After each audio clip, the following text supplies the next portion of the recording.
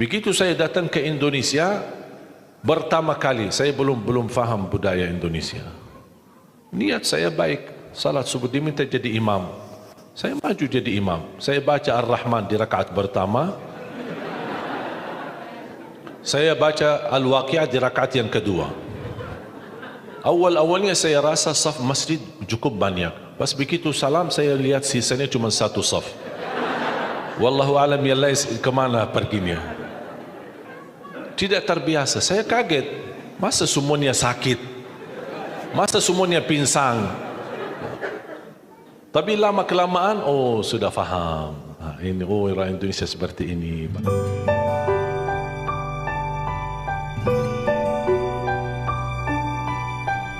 Sekarang alhamdulillah di tahun yang ke-11 di Indonesia.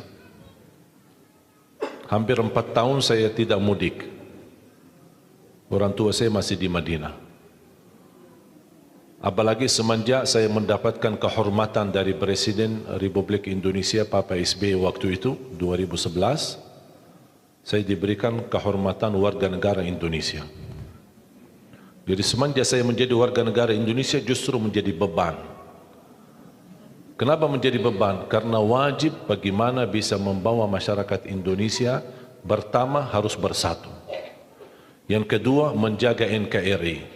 Yang ketiga bagaimana kita bisa mewujudkan umat Islam penghafal Al-Quran. Apalagi membawa nama Indonesia. Jadi sebagai rakyat Indonesia wajib jaga nama baik Indonesia. Menjadi contoh baik. Makanya selama saya berada di Indonesia saya sudah faham dan belajar prinsip orang Indonesia. Orang Indonesia tidak suka ribet. Suka yang mudah. Termasuk amalan, ibadah, amalan, zikir, suka yang mudah. Makanya selalu saya berusaha dalam dakwaku selalu memberi yang mudah. Tidak mau yang susah-susah. Karena orang Indonesia tidak suka. Orang Indonesia sifatnya mau yang mudah. Mudah diingat, mudah dihafal, mudah diamalkan dan masuk surga. Itu sudah. Betul kan?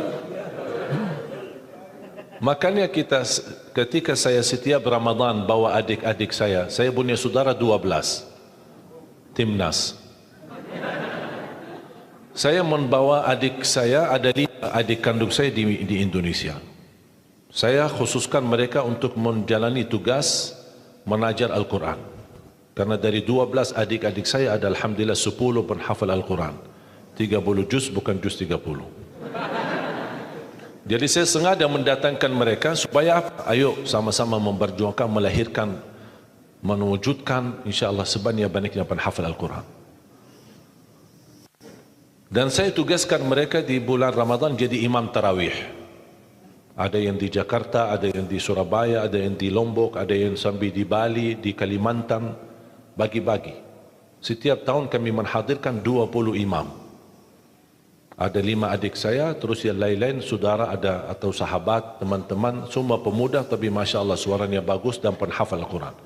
Tugas mereka bukan hanya tarawih, tapi juga tadarus Quran dan setiap masjid mereka pakai buat salat tarawih menggunakan aktivitas tahfidz supaya jamaah bisa memaksimalkan manfaatnya bulan Ramadan menjadi insya Allah paling tidak bisa memperbaiki bacaan. Dan saya sampaikan kepada adik-adik saya, karena saya duluan di Indonesia, kalau kalian jadi imam tarawih jangan lama-lama. Kalau di Arab kan suka lama-lama kan, saking lamanya orang Indonesia pas sujud tidur dalam keadaan sujud. Tidak terbiasa, tidak terbiasa. Makanya saya berpesan sama adik, tidak apa-apa pendek-pendek tapi salat yang tenang. Itu paling tidak. Rukun tumaknina itu wajib. Bukan wajib, bahkan rukun. Tuma'nina dalam gerakan salat, walaupun bacaannya pendek. Yang saya tidak terima 23 rakaat 7 menit, itu bukan tarawih. Nah, ini masalah ini. Ini jangan sampai menjadi tradisi, jangan sampai menjadi budaya. Bahaya itu. Karena Islam tidak menerima salat seperti itu. Bahkan Islam menganggap itu bukan salat. Makanya jangan disia-siakan. Tak apa-apa 23 rakaat atau 11 rakaat. Tidak masalah. Jumlahnya menurut saya tidak menjadi masalah. Asal jangan ribut. Yang 11 menyiasatkan yang 23, yang 23 menyiasatkan yang 11. Itu tidak boleh. Yang 11 benar, yang 23 benar. Karena sudah diijma' oleh ulama, salat malam paling sedikit 2 rakaat minimal. Paling banyak bebas, tidak ada batas. Itu sudah diijma' oleh Ahlus Sunnah wal Jamaah. Yang menjadi perbedaan menentukan jumlah. Ini yang menjadi perbedaan, tidak disepakati oleh ulama. Yang disepakati jumlahnya berapa? Bebas. Berapapun bebas. Minimal 2 rakaat. Tapi yang tidak disepakati masalah jumlah yang ditetapkan. Ada yang bilang 11, ada yang bilang 23. Bahkan ada yang 43. Salah satu pendapat di mazhab Malikiyah. Makanya saya sudah mengerti bagaimana cara untuk melaksanakan tarawih, jangan lama-lama. Kalau di Madinah kita Ramadan pasti khatam Al-Quran. Saya punya tetangga di masjid kami di Madinah. Masya Allah, istri beliau sudah tua dan beliau bisa hafal Al-Quran dari bacaan saya salat subuh. Kalau salat subuh kami di Madinah 2 rakaat khatam suratul Rahman, 2 rakaat khatam suratul Waqi'ah, 2 hari atau 3 hari maksimal khatam surah Yasin. Jadi subuh hari ini baca sebagian, besok lanjut sisanya, besok lagi lanjut sisanya surah Yasin. Jadi 3 hari salat subuh sudah khatam surah Yasin. Surat Tabarak kita lakukan 1 rakaat. Surat hari Jumat subuh As-Sajdah rakaat pertama dan rakaat kedua suratul Insan, hal ata 'alal insan. Dan jamaah yang ada di sekitar masjid kami di Madinah, termasuk ibu itu, beliau suaminya menceritakan, istri saya bisa hafal beberapa surah yang antum sering bacakan di dalam salat subuh. Suka panjang. Begitu saya datang ke Indonesia pertama kali, saya belum faham budaya Indonesia. Niat saya baik, salat subuh diminta jadi imam. Saya maju jadi imam. Saya baca Ar-Rahman di rakaat pertama. Saya baca Al-Waqi'ah di rakaat yang kedua. Awal-awalnya saya rasa saf masjid cukup banyak. Pas begitu salam saya lihat sisanya cuma 1 saf. Wallahu alam ya Allah kemana perginya. Tidak terbiasa. Saya kaget. Masa semuanya sakit? Masa semuanya pinsang? Tapi lama kelamaan, oh sudah faham. Ini orang Indonesia seperti ini. Makanya saya bilang sama adik saya jangan lama. Orang Indonesia kalau qulhu bisa dibagi 2, terima kasih.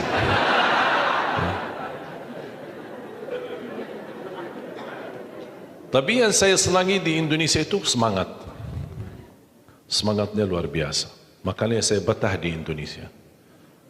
Saya betah bahkan jatuh cinta Indonesia. Bahkan bangga menjadi rakyat Indonesia.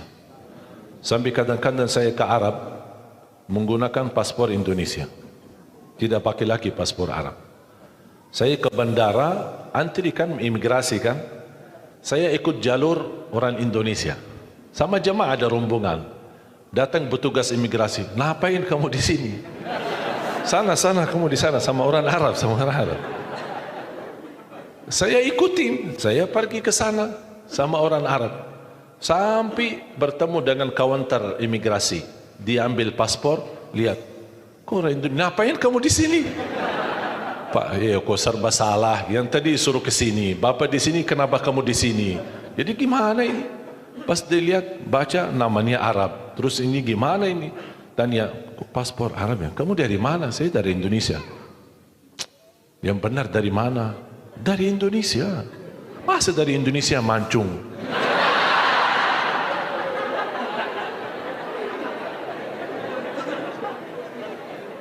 Tapi subhanallah, karena sering bolak-balik pulang kampung, kemudian silaturahim orang tua bersama jamaah, sampai di bandara sudah kenal.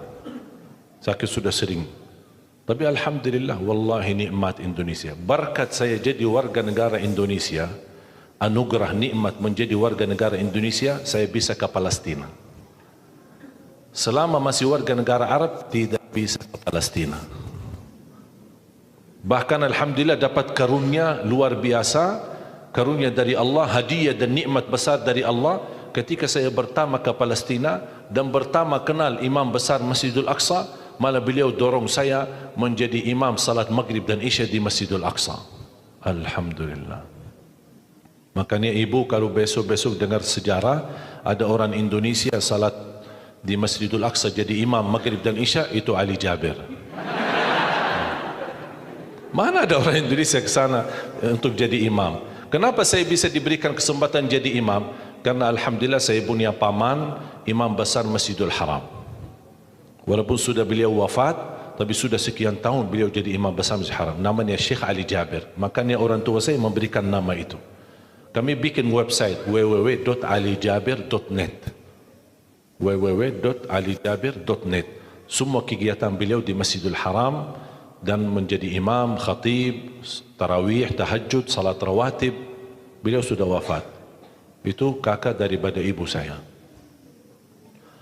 Makanya ketika saya bertemu dengan guru paman saya alhamdulillah berkesempatan belajar sama beliau, dan beliau memberikan gelar Ali Jabir As-Saghir, Ali Jabir Junior, karena beliau yang sudah imam besar Masjidil Haram, Ali Jabir Senior. Dari situlah saya mendapatkan nama Syekh Ali Jabir semenjak saya menghafal Al-Quran. Tidak berduri nama, karena nama itu tidak terlalu berharga. Yang penting apa yang kita lakukan.